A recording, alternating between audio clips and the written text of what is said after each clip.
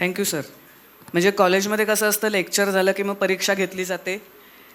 तर तसंच आता लेक्चर झालं आणि परीक्षा पण घेतली गेली आणि मुलं सगळे आपले विद्यार्थी पास झालेले आहेत त्याच्यामध्ये. यानंतर लगेचच तिसऱ्या लेक्चरला आपण सुरुवात करूया. काल पण सर अमित उपाध्याय सर आपल्याबरोबर होते एका सेशनमध्ये. आज आपल्याला सेशन बाय NCDX ते सांगणार आहेत. NCDXचे व्हाईस प्रेसिडेंट बिझनेस हेड आहेत. काल आपण सगळे त्यांची इंट्रोडक्शन करून दिलीच होती आणि उदय तारदाळकरांनी जे एक चर्चासत्र घेतलं त्यामध्ये त्यांनी आपल्याला खूप माहिती चांगली दिलेली कमॉडिटी मार्केटची. तर आज पण आपल्याला त्याच विषयीची माहिती देणार आहेत. स्वतः MBA इन फायनान्स आहेत. 20 वर्षाचा बँकिंग आणि फायनान्समधला अनुभव आहे त्यांच्याकडे. इक्विटी, करन्सी आणि कमॉडिटी सेगमेंटबाबतचं सखोल ज्ञान आहे आणि SME MSMEची उभारणी करण्यासाठी भरपूर मदतीचा हात ते नेहमीच पुढे करत असतात. असे अमित उपाध्याय सर. सर आपण वर याल का? ते सर माहिती देतील. आपण कोल्हापूरचा हा प्रसिद्ध असा पुष्पगुच्छ देऊन टॉवेल. इक्विटीज, कमोडिटीज काय खाल्लं आपण?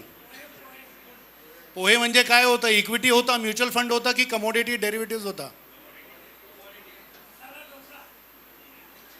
मसाला डोसा. त्या मसाल्यामध्ये काय काय होतं?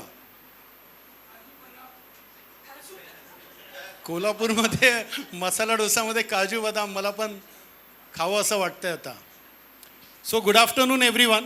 आपण सकाळचे प्रेझेंटेशन्समध्ये पाहिले, काल आपण पाहिलं बरेच लोकांनी इक्विटीजबद्दल, म्युच्युअल फंडबद्दल, कसं ट्रेड करायचं, काय नाही ट्रेड करायचं त्याच्याबद्दल तुम्हाला इन्फॉर्मेशन दिलं.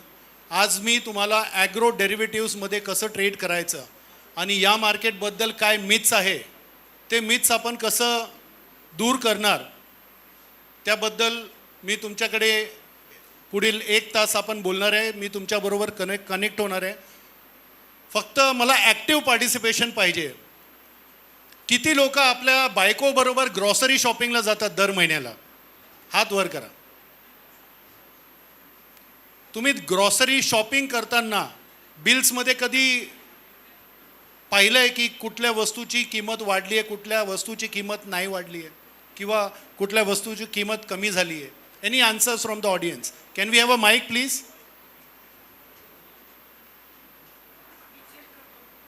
चेक करता तुम्ही? तेलचं 1 लिटर तेलची किंमत काय आहे?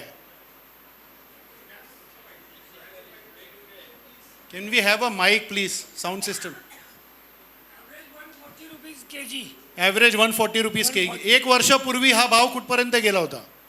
200 पर्यंत गेला होता.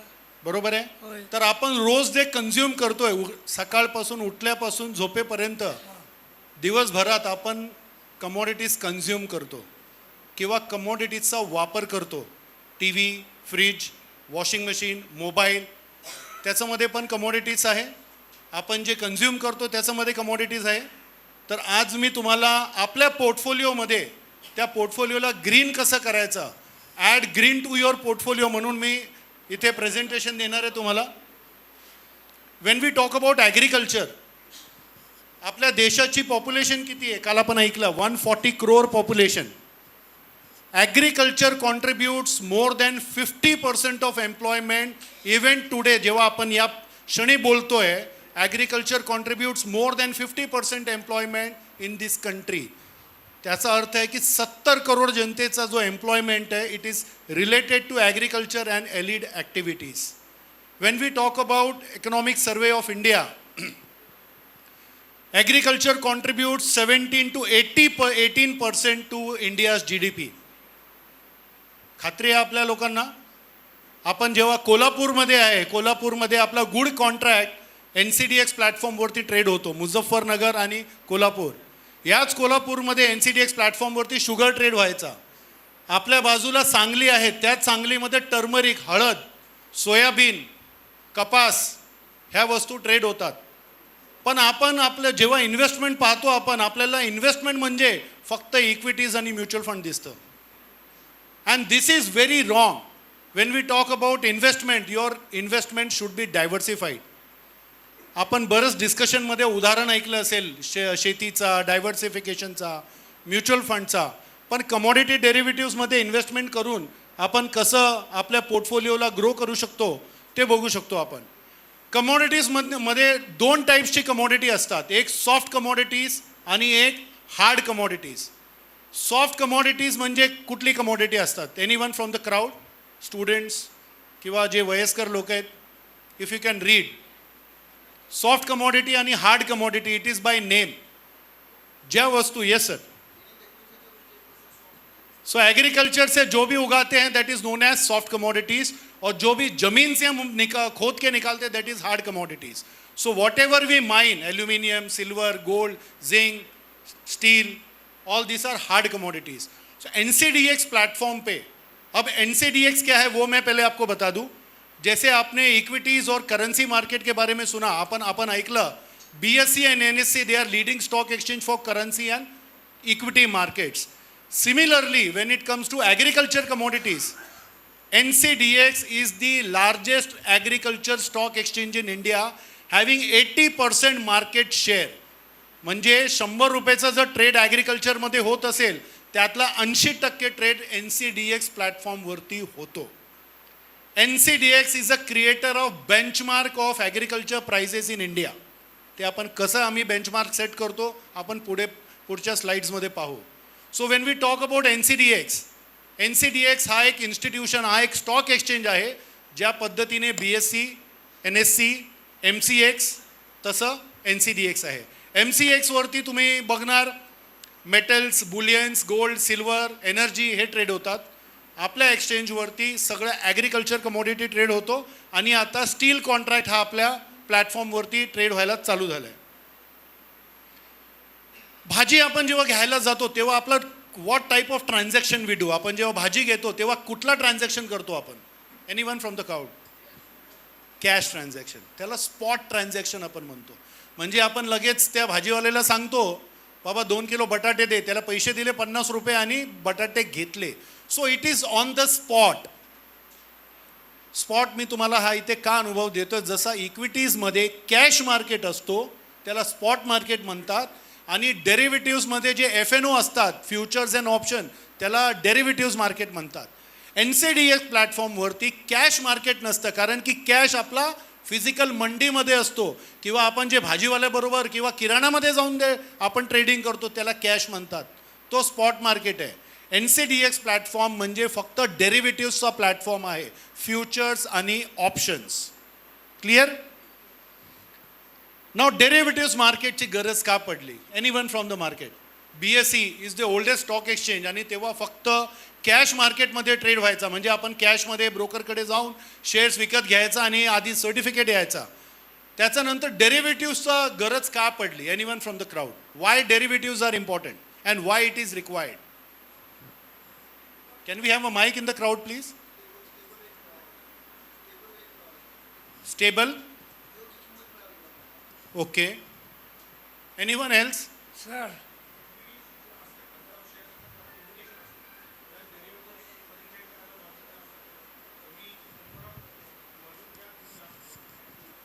No, not the right answer, sir. Few derivatives चा importance का? Derivatives का पाहिजे?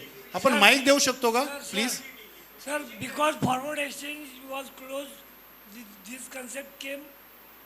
पहिलं फॉरवर्ड एक्सचेंज होतं. तुम्ही थोडा क्लोजर आहे काका. Can we give the mike there please? Anyone from the crowd?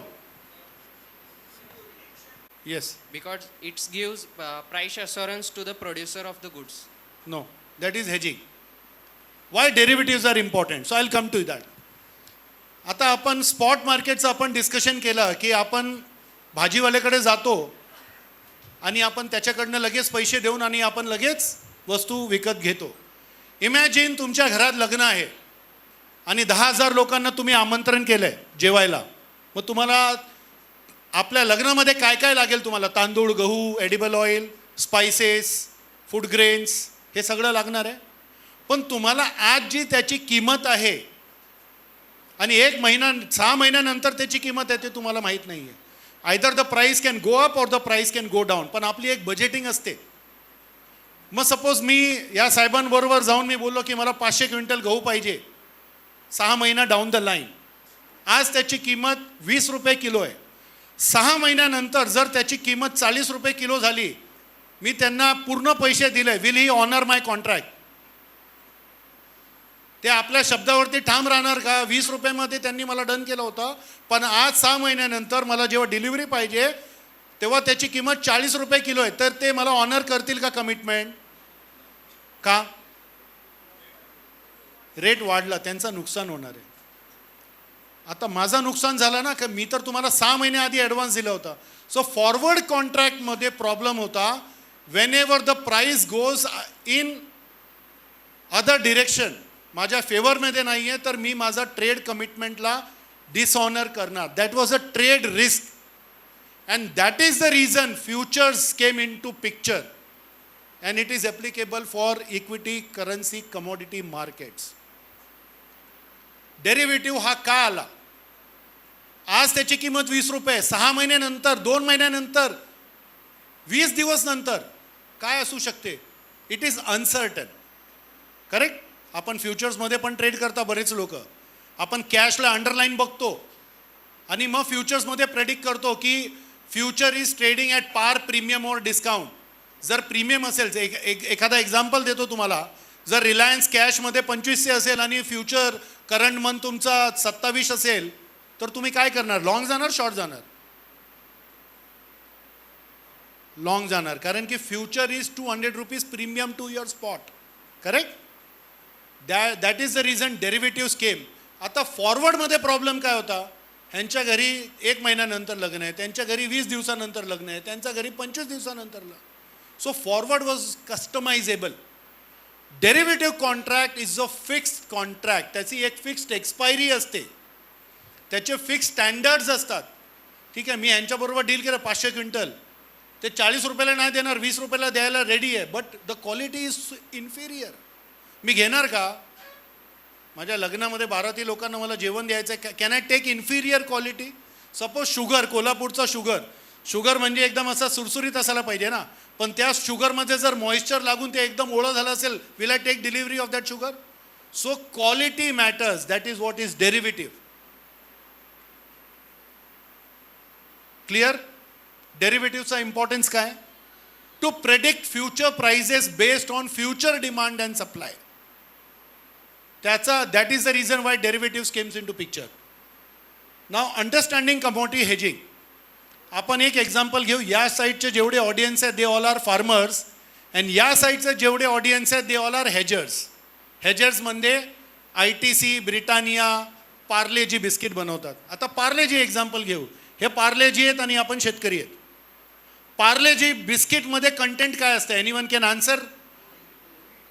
गहू आणि शुगर आणि मैदा आणि पामोलिन तेल,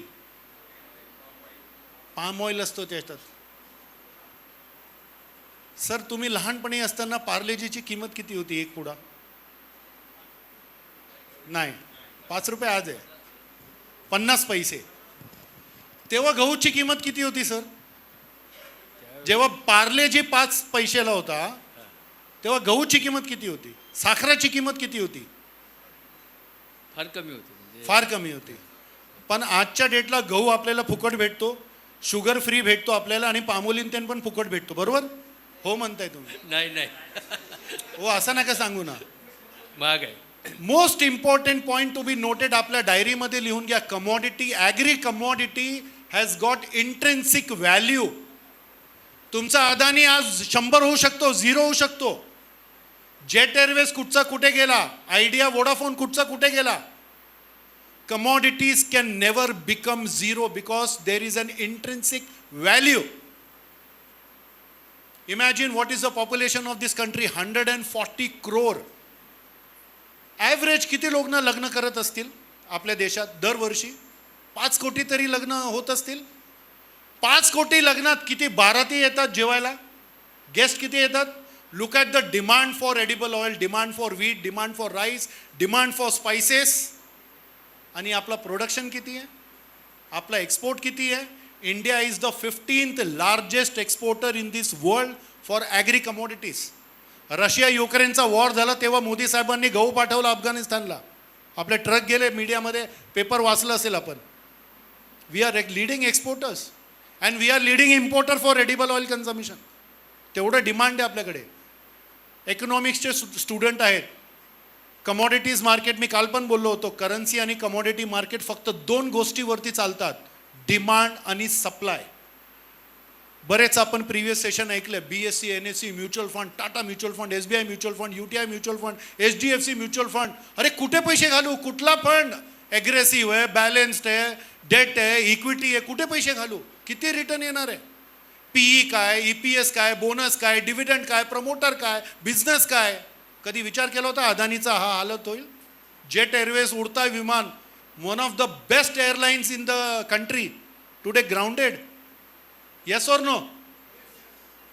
पण जसं काकांनी सांगितलं तसं झालं का? गहू आज फ्रीमध्ये भेटतोय का? की आपण किराणाचं दुकान गेलो, किराणावाला खुश झाला, सर तुम्ही 10 किलो साखर घेतली, 2 लिटर तुम्हाला तेल फ्रीमध्ये देतोय.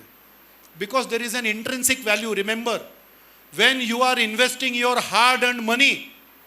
आता प्रिव्हियस सेशनमध्ये NSE वाले सांगत होते 14% सपोज रिटर्न मिळालं तुम्हाला.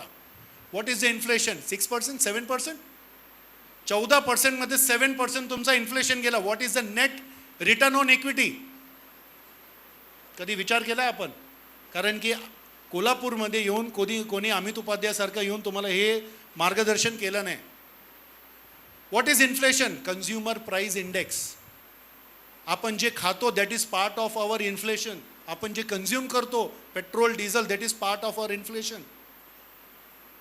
आणि जेव्हा त्याचे प्राइसेस वाढतात, पुढच्या स्लाइड्समध्ये मी तुम्हाला दाखवणार. काल I was speaking to someone, जिरा 1 वर्षापूर्वी 12,000 रुपये होते. 20 दिवस आधी जिराचा भाव होता 38,000 रुपये. किती लोकांना या रूममध्ये बसलेले ज्यांनी हात वर केला होता, मी ग्रॉसरी शॉपिंग करतो, तुम्ही 100 ग्राम जिरा घेत असाल, पण त्याची किंमत कधी तुम्ही इव्हॅल्युएशन नाही केली की महिनाभरपूर्वी, 6 महिन्यापूर्वी जिराचा किंमत काय होता आणि आता जिराची किंमत काय, किंवा हळदची किंमत काय, किंवा धनियाची किंमत काय. Again another commodity that is traded on NCDX platform is गवार. आपण जी गवार फल्ली खातो भाजी, आपल्याला फक्त एवढंच माहीत आहे की ते आपण भाजी पुरता खातो. India is the largest producer of guar seed in the world. 80% वर्ल्डचं प्रोडक्शन इंडियामध्ये होतो आणि त्यातला out of that 80% majority of the production is from Rajasthan and Haryana.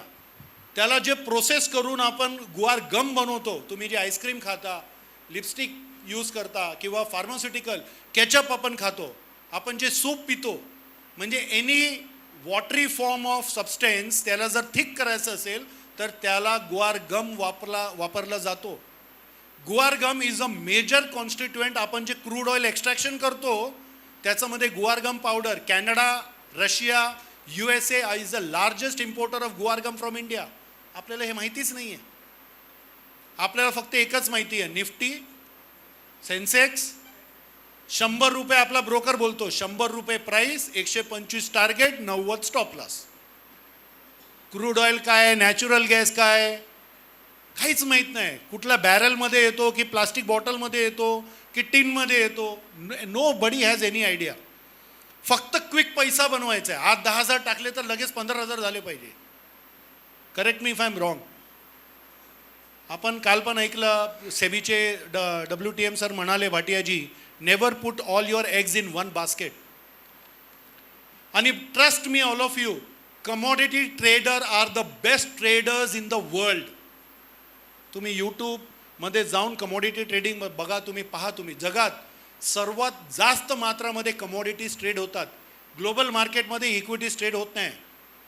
आपल्या कंट्रीमध्ये फक्त इक्विटीज जास्त ट्रेड होतो.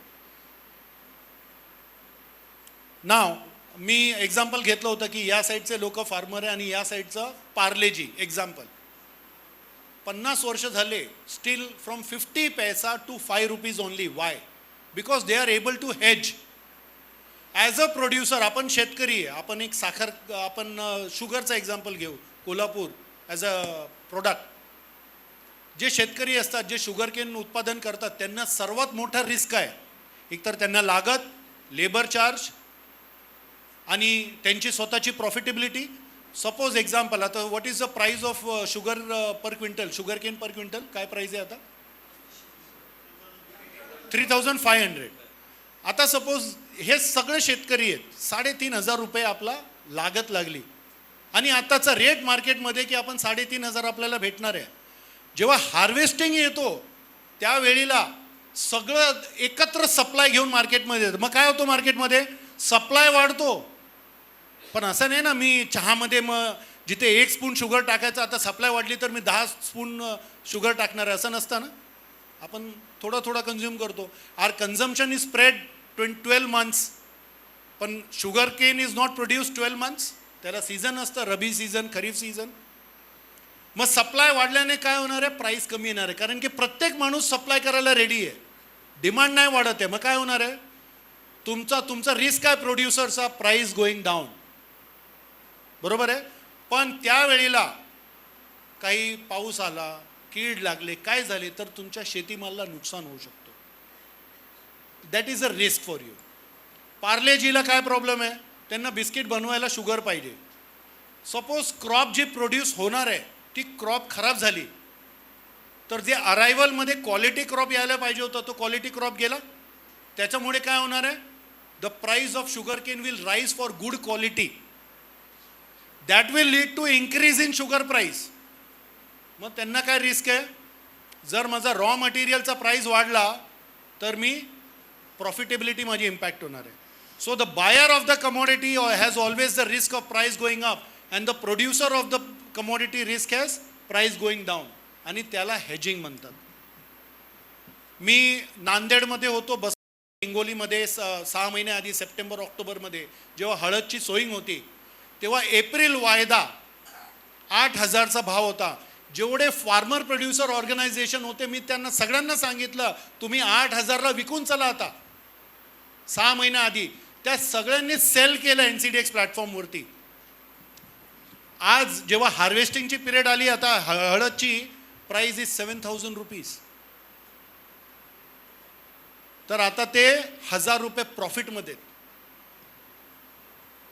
दिस is the benefit of hedging on exchange platform. Now why agri commodity derivatives? Direct physical investment. तुम्हाला डिलिव्हरी पाहिजे, तुम्ही डिलिव्हरी घेऊन सौदा करू शकता. ज्या पद्धतीने तुम्ही gold, silver, energy, Boolean trade करता त्याच पद्धतीने तुम्ही ॲग्रो कमोडिटीमध्ये ट्रेड करू शकता. तुम्हाला डिलिव्हरी घ्यायची गरज नाही आहे. जर कोणाला डिलिव्हरी पाहिजे तर तुम्ही डिलिव्हरी घेऊ शकता. जर तुम्हाला डिलिव्हरी नको आहे तर without delivery also you can trade on NCDX. जसं आपण MCXमध्ये ट्रेड करतो त्याच पद्धतीने NCDXमध्ये पण ट्रेड होतो. प्रत्येक कॉन्ट्रॅक्टची एक्सपायरी 20 तारीख असते.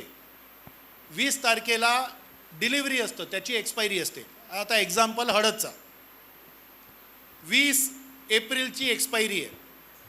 20, 19, 18, 17, 16 हे लास्टचे 5 दिवस असतात. We call it as a staggered period. Staggered पिरियडमध्ये काय असतो? जो बायर असतो तो त्याला डिलिव्हरी घ्यायची असते आणि जो सेलर असतो त्याला डिलिव्हरी सोडायची असते. पण आपण तर रिटेल इन्व्हेस्टर आहे. मी 10 मेट्रिक टन हळद घेऊन करणार काय? कारण की दिवसात आपण फक्त 2 चमचे हळद वापरतो डाळ किंवा भाजीमध्ये. मी 10 मेट्रिक टन करणार काय? मला फक्त काय करायचं आहे? Because of variation in demand and supply price may go up or go down. I may be long, I may be short. मला त्याचा प्राईस मुवमेंटचा फायदा करून आपला पोर्टफोलिओमध्ये, आपल्या इन्व्हेस्टमेंटमध्ये पैसा कमवायचा आहे. तर 15 तारखेला तुमच्याकडे एक ऑप्शन असतं की तुम्ही तुमचा पोझिशन स्क्वेअर ऑफ करू शकता. तुम्ही तुमचा पोझिशन स्क्वेअर ऑफ करू शकता. सपोज आपण हळद घेतला 6,800 रुपयाला, 15 तारखेला त्याची भाव 7,100 रुपये, तर तुम्ही 300 रुपये प्रॉफिट बुक करून एक्झिट करू शकता. तुम्हाला डिलिव्हरी घ्यायची गरज नाही आहे. So without taking actual deliveries you can trade into commodity derivatives. हे स्टॅगर्ड पिरियडचं कॉन्सेप्ट समजलं लोकांना. शेवटचे 5 दिवस असतं, त्याच पिरियडमध्ये डिलिव्हरी घ्यायचं आणि डिलिव्हरी सोडायचं असतं. त्याचा आधी आपण आपला प्रॉफिट जे काय असेल, जसं इक्विटी मार्केटमध्ये आपण ट्रेड करतो, आपण एक पोझिशन घेतली, त्या पोझिशनमध्ये आपला प्राईस वर गेला, प्रॉफिट बुक करा, बाहेर या. सपोज आपण 7,000ला बाय केलं, प्राईस 6,800ला आली, you can cut your losses and you can exit. Delivery घ्यायची गरज नाही. तो एक मिथ आहे.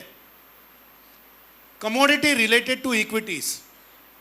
RBIने एक रूल काढला आहे की जेवढे लिस्टेड कंपनी आहेत BSE आणि NSE प्लॅटफॉर्मवर, प्रत्येकाला आपला बॅलन्स शीटमध्ये डिस्क्लोजर द्यायचं असतं की what are the risk of commodities they are exposed to. Hindustan Unilever, every product that we consume on day to day basis, आपण जे साबण, तेल, शॅम्पू, केचप, स्पाइसेस, मसाले, एव्हरेस्ट मसाला आपण खातो प्रत्येक माणूस, MDH मसाले, एवढा आपण गोल्डी मसाले, सच काय काय ॲड येतं आपल्याकडे, आपण कन्झ्युम करतो ना मसाले, पण त्याचा प्राइस मुवमेंट कधी आपण बघितलंय? I will show you on the chart. Look at the volatility, look at the opportunity. फक्त इक्विटीमध्ये, फक्त म्युच्युअल फंडमध्ये, फक्त करन्सीमध्ये पैसा इन्व्हेस्ट करून फायदा नाही. तुमचा पोर्टफोलिओ इक्वली डायव्हर्सिफाईड असला पाहिजे. नाव कमोडिटी रिलेटेड टू इक्विटीज. किती लोक आहेत जे JSW स्टीलमध्ये ट्रेड करतात, हिंदाल्कोमध्ये ट्रेड करतात, टाटा स्टीलचे शेअर्स असतील तुमच्याकडे, पण ते कुठल्या बेसिस, त्या कंपनीचा फंडामेंटल काय? स्टील. आता स्टील हा कॉन्ट्रॅक्ट NCDX प्लॅटफॉर्मवर आहे. तुम्ही बघा इथे NCDX स्टील वर्सेस NSE वेलकॉप. जे ब्लॅकमध्ये येते स्टीलचे प्राइसेस आहेत, रॉ मटेरियलचे प्राईस आणि तो शेअरचा प्राईस. म्हणजे रॉ मटेरियलचा प्राईस वर खाली गेला की ऑब्व्हियसली कंपनीला पण इम्पॅक्ट होणार आहे. So your equities are getting impacted because of commodity prices. You can hedge accordingly. जर तुम्ही टाटा स्टील लॉंग केलं आहे तर तुम्ही स्टीलमध्ये शॉर्ट जाऊ शकता किंवा वाईस वर्सा. For that matter suppose Titan घेतलं आहे, काल टायटनचं एक्झाम्पल दिलं होतं की गोल्ड इन्व्हेस्टमेंट करायला. आता गोल्डचा भाव जर वर वाढत चालला आणि गोल्डची डिमांड वाढत चालली आहे, so definitely you will trade gold on MCX and you will trade Titan on NSE और BSE. पण त्याचा रेलेव्हन्स आहे. सिमिलरली तुम्ही चार्टमध्ये खालती बघा NCDX steel versus JSW, Jindal steel. So there are many such commodities where you can correlate with equity prices. Now why to trade commodity derivatives? Portfolio diversification. आपण एवढा वेळ आता बोलतोय पोर्टफोलिओ डायव्हर्सिफिकेशन हा खूप गरजेचा आणि महत्त्व आहे. मी तुम्हाला सांगितलं हेज अगेन्स्ट इन्फ्लेशन. आज आपला इन्फ्लेशन 6% 7%. ॲव्हरेज रिटर्न जर एखादा स्मार्ट ट्रेडर, स्मार्ट इन्व्हेस्टर असेल, he can only get 14% maximum. तुम्हाला 200% इक्विटी मार्केटमध्ये रिटर्न्स भेटत नाही on an average. Out of 240 trading days whatever you trade, 14% is an average realisation. त्या 14% जर इन्फ्लेशन तुमचा 7% असेल तर डेफिनेटली कमोडिटी डेरिव्हेटिव्समध्ये तुम्ही इन्व्हेस्ट करा. ना कमोडिटीचा ॲडव्हान्टेज काय आहे? Robust demand. I said 140 crore population, 140 crore जनता. There is an import demand. आपण बरेच कमोडिटीज एक्सपोर्ट करतो बाहेरगावी, त्याचा डिमांड आहे. त्याच्यानंतर अट्रॅक्टिव्ह ऑपॉर्च्युनिटीज. ॲग्रिकल्चरमध्ये बूस्ट होतो आहे, त्याच्यामुळे जॉब्स येतात, इन्फ्रास्ट्रक्चर डेव्हलप होतो आहे, वेअर हाऊसिंग येतो आहे. आता RBIने एक सर्क्युलर काढला just for information. Can we stop that disturbance please?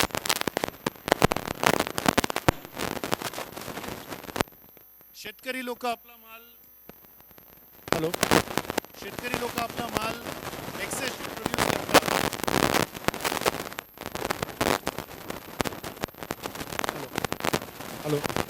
शेतकरी लोक जे माल प्रोड्यूस करतात ते वेअर हाऊसिंगमध्ये आपला माल कोलॅटरल म्हणून देतात आणि बँक्स त्यांना फंडिंग करते. Going forward RBI is going to mandate WDRA approved वेअर हाऊसेसमध्ये जर शेतकरीचा माल असेल तर इनाम मॉडेल. करंटचा जो government is pushing for eNAM model, doubling farmer income. ENAM मॉडेलमध्ये हा ॲडव्हान्टेज आहे infrastructure development. More than 40,000 warehouses in India, cold storages, त्याचा डिमांड येणार आहे. मग तिथे जॉब येणार आहे. Roads, railways. नागपूरमध्ये आपण बघितलं, now you have cargo planes, again there is a demand. Policy support. जसं आपण क्रूड ऑइल इम्पोर्ट करतो तसं आपण एडिबल ऑइल इम्पोर्ट करतो. Malaysia, Indonesia, Thailand, sunflower oil from Russia. Self डिपेंडन्सीसाठी मोदी गव्हर्नमेंटने 11,000 कोटीचा लक्षद्वीप आयलँड आणि नॉर्थ ईस्टमध्ये palm oil production in India they started. There is lot of scope. Competitive advantage. प्रत्येक राज्यात वेगवेगळ्या कमोडिटी होतात. कुठे गहू होते, कुठे राईस होते, कुठे साखर होते, कुठे ऑइल सीड्स आहे, कुठे चना आहे, कुठे सोयाबीन आहे, कुठे कपास आहे, कुठे कॉटन आहे. So India as a diversified country we have potential to grow. Now why agri derivatives? It's a separate asset class. Equity, आज जर इक्विटी मार्केट फॉल झाला तर तुमचा जो पोर्टफोलिओ तो पॉझिटिव्ह होईल की निगेटिव्ह होईल? किंवा निफ्टी जर फॉल झाला किंवा रिलायन्स पडला किंवा अदानी पडला, निगेटिव्ह सेंटिमेंट आहे. पण त्याने तुमच्या साखरचा भाव किंवा गुडचा भाव किंवा मिल्कचा भाव किंवा गहूचा भाववरती फरक पडतोय का? So this asset class has no correlation with equity segment. एकदम सिंपल आहे. अगेन जेव्हा आपण कमोडिटीमध्ये इन्व्हेस्ट करतो, साखरचा दाम वर खाली झाला तर त्याच्यामुळे धनिया आणि टर्मरिकमध्ये फरक पडत नाही किंवा गुवारगाम गुवारसीटमध्ये फरक पडत नाही. गोल्ड सिल्वरचा प्राइस वर गेला तर ॲल्युमिनियम आणि झिंकचा प्राइस वर खाली जात नाही. बिकॉज एव्हरी कमॉडिटी, प्रत्येक कमॉडिटी जी ट्रेड होते त्याचे डिमांड सप्लाय फॅक्टर्स इंडिपेंडेंट आहेत. They are on their own. Recession आला, सगळं गेले. रिसेशन आला, कोविड आला, कमॉडिटीलाच डिमांड होती, सगळे लोक भाजीपाला खायला निघाले. हळद, गरम दूधमध्ये हळद टाकून, agree, everybody was consuming turmeric. आज आपण जर ताप आला तर ते नानीचे नुसके आणि आजीचे असतात ना, गरम दूधमध्ये हळद टाका आणि घ्या, एक फरक पडतो की नाही? लुक ॲट US मध्ये it is called as turmeric latte. Look at the demand of turmeric.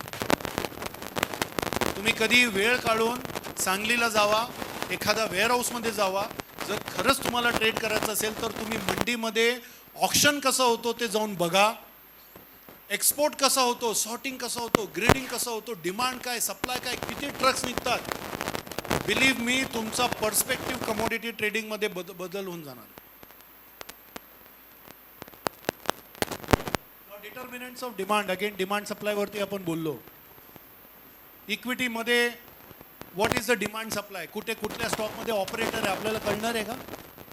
काल एखाद्या वरिष्ठांनी विचारलं, अदानी नीचे क्यों आया, सेबी ने कोई ॲक्शन लिया? कारण की त्याला काय फंडामेंटलच नाही आहे ना. काय झालं नक्की कोणाला माहीतच नाही आहे. कोण घेतोय, कोण विकतोय, का विकतोय. पण इथे कमोडिटी डेरिव्हेटिव्समध्ये on a daily basis upper circuit, lower circuit फक्त 4% आहे. म्हणजे जर तुम्ही 100 रुपये इन्व्हेस्ट केलं ना, maximum lower circuit is only 4%.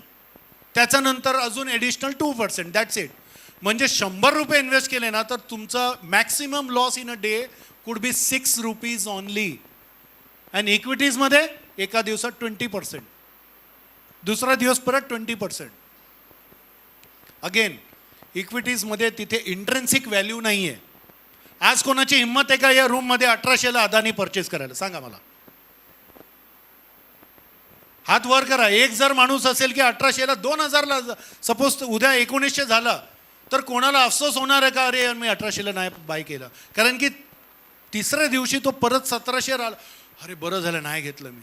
झालंय असं ना मागच्या आठवड्यात.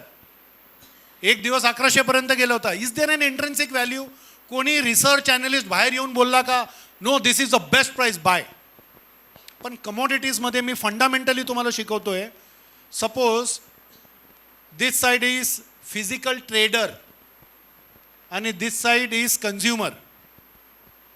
आज जर आपण शुगर केनचा एक्झाम्पल घेतला, 3500 रुपये क्विंटल प्राइस आहे. उद्या जर त्याची किंमत 2500 रुपये झाली तर हिस्टॉरिकली तुम्हाला माहीत आहे की 3000चा खालती कधी शुगर केनचा प्राइस गेला नाही. जर आज 2500 रुपये झाले ना, तुम्ही अख्खा मार्केटमध्ये पुन्हा ट्रॅक्टर आपल्याकडे जमा ठेवणार आहे. कारण की तुम्हाला माहीत आहे ह्या प्राइस परत 3500 ते 4000 रुपये जाणार. So there is always a buyer when the price falls. There is always a buyer, physical buyer, physical trader, importer. म्हणजे जो शुगर बनवतो ना तो येईल, अरे द्या मला 2,500 रुपयाला द्या. तो पूर्ण कोल्हापूर खपून टाकणार तो. कारण की त्याला ॲव्हरेज प्राइसिंगच 3000-3200 रुपये असते. 2,500ला भेटते तर my cost of raw material is gone down. माझी प्रॉफिटेबिलिटी वाढेल. वर गेला सपोज भाव, एकदम एक्स्ट्रीम वर गेला तर इट इज ऑलवेज गुड. कारण की शेतकरीला फायदा होतोय, ट्रेडरला फायदा होतोय, जो प्रोड्युसर आहे त्याला फायदा होतोय. बट कमोडिटी मार्केटमध्ये जेव्हा मार्केट खालती जातो त्याला एक सॅच्युरेशन असतो. कारण की एक्सपोर्ट डिमांड पण आहे, डोमेस्टिक कन्झम्पशन पण आहे. जे ट्रेडर्स असतात, it starts, there is a value chain. Trader आहे, कन्झ्युमर आहे, होलसेलर आहे, स्टॉकिस्ट आहे आणि मंडीमध्ये जो मोठा व्यापारी असतो ज्याच्याकडे वेअरहाऊसमध्ये टन्स आणि टनचा माल असतो, तो वर्षभर त्याला इक्वली डिस्ट्रीब्यूट करून प्राईस विकतो. मी तुम्हाला चार्टमध्ये दाखवणार पुढे. आता काय काय फॅक्टर्स आहेत जे इथे ड्राईव्ह करतात कमॉडिटी प्राइजेसला. डिमांड अँड सप्लाय, आपण त्याबद्दल बोललो. वेदर खराब झाली किंवा कंडिशन खराब झालं. आता गहूची हार्वेस्टिंग आहे, या पिरियडमध्ये गहूची हार्वेस्टिंग असते. त्या हार्वेस्टिंग पिरियडला वेदर काय झाला, अर्थक्वेक आला किंवा फ्लड आला किंवा पाऊस आला, हार्वेस्टिंग पिरियडला it is going to destroy the crop destroy झाला. मग काय होणार आहे, क्वालिटी क्रॉप मंडीमध्ये अरायवल येणार नाही. मग चांगल्या क्रॉपला डिमांड येणार आहे. मग चांगल्या क्रॉपला डिमांड येणार तर प्राईस विल गो अप.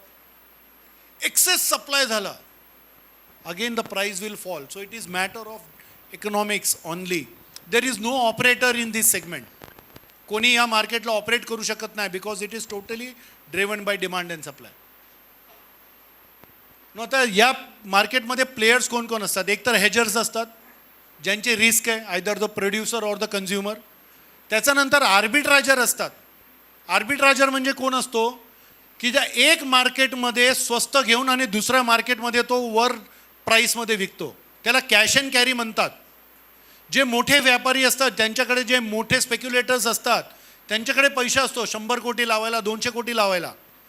त्यांना माहीत आहे की सीझनमध्ये प्राईस कमी जाणार आहे, तर मी आता मार्चमध्ये डिलिव्हरी घेऊन एका ठिकाणी स्टॉक करून ठेवणार आहे 3,000 रुपयेमध्ये. हा ऑक्टोबर नोव्हेंबरमध्ये त्याचा भाव 6-7 हजार होणार. तर तो फिजिकलमध्ये माल डिलिव्हरी घेतो आणि फ्युचर्स प्लॅटफॉर्मवरती विकत चालतो. आणि that is how they make money. That is call as cash and carry arbitrage. आणि त्याच्यानंतर रिटेल ऑपरेटर्स असतात, रिटेल क्लायंट आपल्यासारखे, की डिमांड अँड सप्लाय मिसमॅचमुळे आपल्याला वाटतं आहे की प्राईस वर जाणार आहे किंवा खालती जाणार आहे.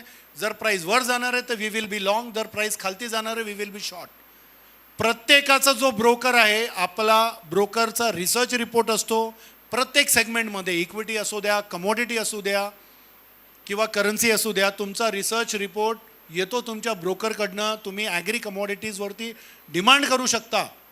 तिथे तुम्हाला जर रिसर्च करायचं तुमच्याकडे योग्यता नसेल किंवा आपल्याकडे जास्त इन्फॉर्मेशन नसेल तर ते तुम्हाला रिसर्च कॉल देतात. बाय धनिया, price 7,000, target 7,500, stop loss 6,800.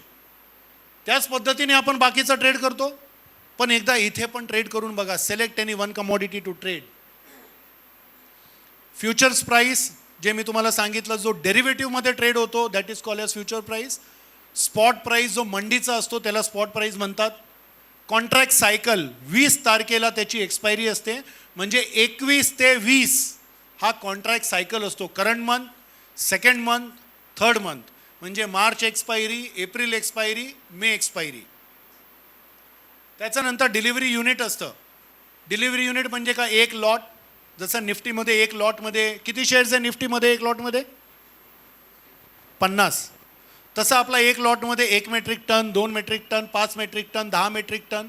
It differs from commodity to commodity. Trade करायला इनिशियल मार्जिन, जसं आपल्याला फ्युचरमध्ये इनिशियल मार्जिन द्यावं लागतं ब्रोकरला, तसं आपल्याला कमॉडिटी डेरिव्हेटिव्ह ट्रेड करायला पण इनिशियल मार्जिन द्यावं लागतं. NCDEXमध्ये initial margin starts from 10% maximum to 20%. Again depend upon commodity to commodity. आपण ट्रेड कसं करायचा, तर पहिला प्रथम तुम्ही ब्रोकरला कॉल करा, संपर्क करा आणि त्याला सांगा तुमचा ब्रोकिंग अकाउंटमध्ये, डीमॅट अकाउंटमध्ये NCDEX ॲक्टिवेट करा. हा सर्वात पहिलं तुम्हाला काम करायचं आहे. त्याच्यानंतर कुठलाही एक कमोडिटी चूज करा. कुठेही तुम्ही हात घालू नका. आपल्याकडे गुवार सीड आहे, गुवार गम आहे, कॅस्टर आहे, कॉटन केक आहे, कपास कॉन्ट्रॅक्ट आहे, धनिया, जिरा, हल्दी, स्टील, हे कमोडिटीज आहेत. तुम्ही एक कमोडिटी सिलेक्ट करा. त्याचा रोज प्राईस ट्रॅक करा. पहिला एक आठवडा त्याचा प्राईस ट्रॅक करा. किती वर जातो, किती हाय आहे, किती लो आहे, कितीला ओपन झाला, व्हॉल्यूम किती आहे. त्याच्यानंतर गुगलवरती रिसर्च करा, त्याचा न्यूज काढा, आपल्या ब्रोकरशी संपर्क करा. तुम्ही आपला मोबाईल ॲपने ट्रेड करू शकता, वेबने ट्रेड करू शकता किंवा तुम्ही कॉल करून आपल्या ब्रोकरशी ट्रेड करू शकता. NCDEXमध्ये इंट्राडे ट्रेडिंग पण करू शकता. इंट्राडे ट्रेडिंग म्हणजे तुम्ही आज सकाळी 9 वाजता मार्केट चालू झालं, आपला मार्केट 5 वाजता बंद होतो. जसं करन्सीचा तसा आपला टायमिंग आहे 9 ते 5. तुम्ही आज सकाळी 9 वाजता घेऊन 5 पर्यंत स्क्वेअर ऑफ करू शकता, आज घेऊन उद्या स्क्वेअर ऑफ करू शकता, आज विकलंय तुम्ही 10 दिवसानंतर बाय करू शकता. पण एक लक्षात घ्यायचं, जेही पोझिशन तुम्ही घेतलं असेल ते 15 तारखेचा आधी तुम्हाला स्क्वेअर ऑफ करायचं आहे. Because if you don't square of, तुमचा पोझिशन स्टॅगर्ड पिरियडमध्ये जाणार आहे, तो 15 ते 20 एक्सपायरी पिरियडमध्ये. ठीक आहे, clear? Diversify and hedge against inflation. Keep track of weather and climate situation. प्रत्येक माणूस इथे न्यूज वाचतो, टेलिव्हिजन आपण बघतो, आणि त्या न्यूज आणि टेलिव्हिजनमध्ये आपल्याला दिसतं कुठे काय पाऊस झाला आहे, कुठे काय नॅचरल कॅलॅमिटीज झाल्या आहे. किंवा डी डी न्यूजमध्ये तुम्ही मंडी.com आमचा एक एपिसोड असतो NCDXचा. मी प्रत्येकाला रिक्वेस्ट करेन की तुम्ही तो डी न्यूजमध्ये मंडी.com एपिसोड पहा, आणि त्याच्यामध्ये तुम्हाला बरंच काय ॲग्रिकल्चर विषय तुमचे जे नॉलेज तुम्ही एक्सपॅन्ड करू शकता. NCDXचा वेबसाईटवरती तुम्ही जाऊन ट्रॅक करू शकता हीटमॅपमध्ये कुठली कमोडिटी वर आहे, कुठली कमोडिटी खालती आहे, ज्याप्रमाणे तुम्ही इक्विटी ट्रॅक करता. लाईव्ह कोट्स आमच्या वेबसाईटवरती तुम्हाला फ्युचर्सचे जे प्राइसेस आहेत ते तुम्हाला लाईव्ह तिथे दिसणार आहे. तुम्हाला स्पॉट प्राइसेस तिथे दिसणार आहे. म्हणजे स्पॉट आणि फ्युचर प्राइस मी तुम्हाला काय ते सांगतोय. मंडीमध्ये हळदचा भाव, एक्झाम्पल हळदचं घ्या, कारण की हळद आता अपकमिंग सीझन आहे आणि त्याच्यामध्ये खूप व्हॉलेटिलिटी असणार आहे. सपोज मंडीमध्ये भाव चालला आहे 7,000 रुपये आणि फ्युचरमध्ये एप्रिल मे कॉन्ट्रॅक्ट काय भाव चालला आहे, वर आहे, डिस्काउंटमध्ये की प्रीमियममध्ये. सो अंडरलाईन स्पॉटचा रेट आम्ही तुम्हाला आमच्या वेबसाईटमध्ये देतो. दिवसात 2दा आम्ही अपडेट करतो. आमचा जो बेसिस सेंटर असतो जिथे ही कमोडिटी ट्रेड होते त्या मंडीचा आम्ही प्राईस तुम्हाला इथे डिस्क्लोज करतो. कॉन्ट्रॅक्ट स्पेसिफिकेशनमध्ये आता हा हल्दीचा आहे, कोणाला डिलिव्हरी घ्यायचं असेल तर मला कुठल्या क्वालिटीचा माल येणार आहे, त्याच्यामध्ये मॉइश्चर कॉन्टेंट किती आहे, क्वालिटी काय आहे, त्याच्यामध्ये लोखंडी किती आहे, गाजरतोंड किती आहे, this is on the physical side. Fundamental trading आणि टेक्निकल ट्रेडिंग. आपण ज्याप्रमाणे चार्ट, जर कोविडमध्ये बरेच लोकांनी टेक्निकल ॲनालिसिस करायला शिकले, ते बरेच काय सॉफ्टवेअर वेबसाईट्सला रिफर करतात आणि टेक्निकल ट्रेडिंग करतात. Moving average, MACD, stochastics, open interest, super trend.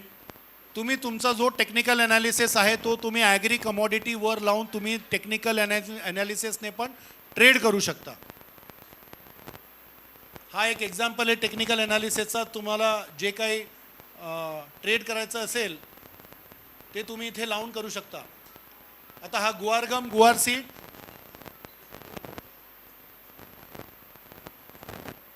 Price momentum बघा तुम्ही फक्त गुवारगम आणि गुवार सीडमध्ये.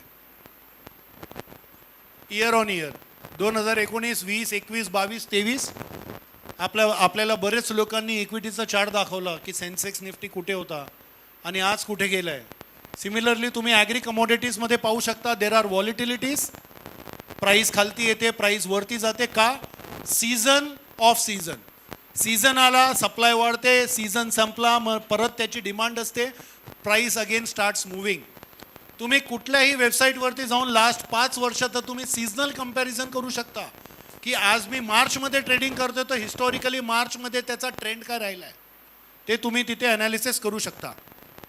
हा जिराचा चार्ट आहे बघा, मी तुम्हाला सांगितलं तसं तुम्ही इथे पाहू शकता. डिसेंबरमध्ये मागच्या वर्षी काय रेट होता, मे जूनमध्ये काय रेट होता आणि आता तुम्ही रेट पाहू शकता 38,000 पर्यंत जिराचा प्राइस गेला आहे. So it is not that only investing in mutual fund and equity will help you for wealth creation. आणि जर आपला विजन आहे की हा अजून तेजी आहे कमोडिटी, तुम्ही प्रत्येक 15 तारखेला एक्झिट करून पुढच्या कॉन्ट्रॅक्टला तुम्ही रोल ओव्हर करू शकता. हा धनियाचा चार्ट आहे. आता धनियामध्ये अरायवल चालू झालं तर आपण पाहू शकतो प्राइसेस खालती आले. 12-13 हजार पासून आता परत 7,000 रुपयाला धनिया आला. हा टर्मरिकचा प्राइस आहे. कॉटन सीड ऑइल केक आणि हा स्टीलचा प्राइस. आपण मार्चमध्ये पाहू शकतो जेव्हा रशिया आणि युक्रेनचा वॉर झाला तेव्हा प्राइस वेंट टू 63,000 स्टीलचा. 2 वर्षात जे स्टीलचा भाव 28,000 होता, it went to 65,000 because of Russia Ukraine war, and then again there is a volatility in steel. म्हणजे जर तुम्ही दुसरं मेटल्स ट्रेड करत असाल तर स्टीलमध्ये पण आपण ट्रेड करू शकतो. जर ॲग्रीमध्ये ट्रेड करायचा नसेल तर तुम्ही स्टीलमध्ये ट्रेड करू शकता. आता स्टीलचं एक्झाम्पल देतो. जसं मी सांगितलं, ऑल कन्झ्युमर ड्युरेबल्स स्टील लागतं त्याच्यामध्ये. सरिया स्टील लागतं, channels, ingots, road, railway, bridges. आपल्या देशात आता बजेटमध्ये FM मॅडमने 20,000 लाख कोटी कॅपेक्स दिलं आपल्याला फक्त इन्फ्रास्ट्रक्चरसाठी. That will also include steel. Demand for steel through various projects in this country. Again, as I said yesterday, zero profit is better than losing principal money. टिप्सवरती काम करू नका. कोणी सांगितलंय तसं काम करू नका. स्वतःचा अभ्यास करा. 100 रुपये खिशात आहे, 2 दिवस लेट इन्व्हेस्ट केलं तरी चालेल, पण ते 100चा 50 करू नका. Because that is your hard earned money. त्याने पैसे बनवले, त्याची रिस्क टेकिंग ॲपेटाईट, त्याची ॲबिलिटीज वेगळी असेल, त्याची वेगळी असेल. प्रत्येकजण अदानी आणि अंबानी बनायला जाऊ नका. Be satisfied. डिसाईड करा आज मला किती कमवायचं आहे. ते कमवून झालं ना, निवांत झोपा. Grid kills the market. 9 वाजता मार्केट चालू झाला, जर तुम्हाला तुमची अपेक्षा असेल की आज मला 5,000 कमवायचं आहे, 11 वाजता जरी 5,000 कमवून झाला ना, त्याचा नंतर परत बघू नका. अरे मार्केट 3:30-5 वाजेपर्यंत चालणार आहे, चला जरा 2 सौदा अजून घेतो. तो विचार केलेला ट्रेड नसतो, अभ्यास केलेला ट्रेड नसतो. त्याच्यामुळे जे 5,000 कमवले त्याचा 10,000चा नुकसान होतो. Net already 5,000 मायनसमध्ये, खुन्नसमध्ये. त्याला प्रॉफिट बनवायला अजून आपण ट्रेड करायला जातो, अजून कॅपिटल डिप्लॉय करतो, अजून लॉसेस करतो. Do not fight with market. माझे इन्व्हेस्टमेंट गुरु मला सांगतात, समंदर आहे इक्विटी मार्केट, फायनान्शियल मार्केट समंदर आहे. आपण पूर्ण पाणी पिऊ शकत नाही. रोज 1 ग्लास किंवा 1 लोटा तेवढीच कॅपॅसिटी आहे. तुम्ही 50 लिटर पाणी पिऊ शकता का? नाही. मॅक्सिमम 5 लिटरच पाणी पिऊ शकतो. So returns from market can only be maximum 5% in a day on your capital employed. Maximum. Greed करू नका, अभ्यास करा. माझा नंबर 8879200982. NCDX किंवा ॲग्री कमॉडिटीजबद्दल आपल्याला काही विचारायचं असेल तुम्ही मला व्हॉट्सअप करू शकता. आणि जसं मी तुम्हाला परत सांगतो आहे, आपल्या मेंबरला सांगा तुमच्या डीमॅट अकाउंटमध्ये NCDX ॲक्टिवेट करायला आणि कमॉडिटीजमध्ये इन्व्हेस्ट करून आपल्या पोर्टफोलिओला डायव्हर्सिफाय करा. थँक्यू आणि धन्यवाद.